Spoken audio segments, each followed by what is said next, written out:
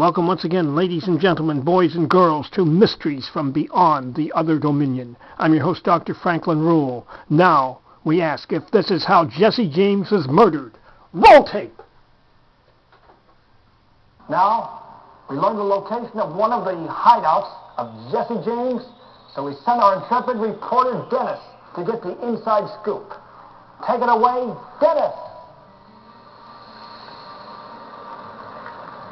I'm now in Stanton, Missouri, and behind me is the Merrimack River. After a train robbery at Gadd's Hill, a posse of men followed Jesse James and his gang up this river and into the Merrimack Caverns, where they found his horses in the darkness. At the age of 17, Jesse and his brother Frank had worked these caves as Confederate guerrillas during the Civil War. Since they knew these intricate passages like the back of their hand, they would often hide here and count their stolen loot. Then, make their escape along an underground river. Considering the dangers of his chosen profession, you would think that Jesse James would have met his fate with a dangerous bang-em-up shootout with the law. But actually, it was quite the contrary. I'm now in St. Joseph, Missouri, and behind me is the Jesse James home. He lived here with his wife under the assumed name of Tom Howard. And on April 3rd, 1882, he died here, shot in the head by his own gang member, Bob Ford.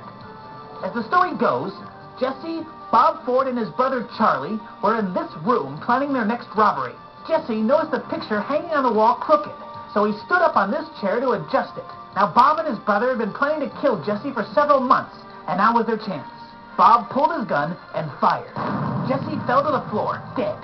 Later, blood-stained splinters were sold for $1 each. The bullet made this hole in the wall, which has been picked at by souvenir hunters ever since. Jesse Woodson James, the son of a preacher who terrorized the West for almost 2 decades, was no more.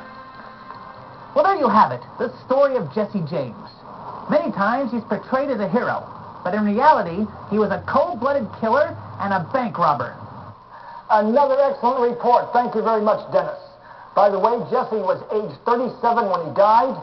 Bob Ford was 21. Intriguingly, the townspeople put him on trial because they thought he killed an honest citizen, Tom Howard.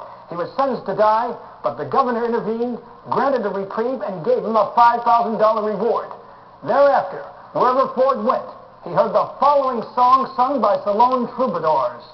Bob Ford, the dirty little coward who shot poor Mr. Howard.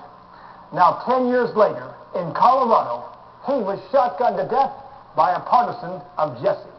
In other words, what goes around comes around. Now, until next time, may the power of the cosmos be with you. Yes, yes, yes.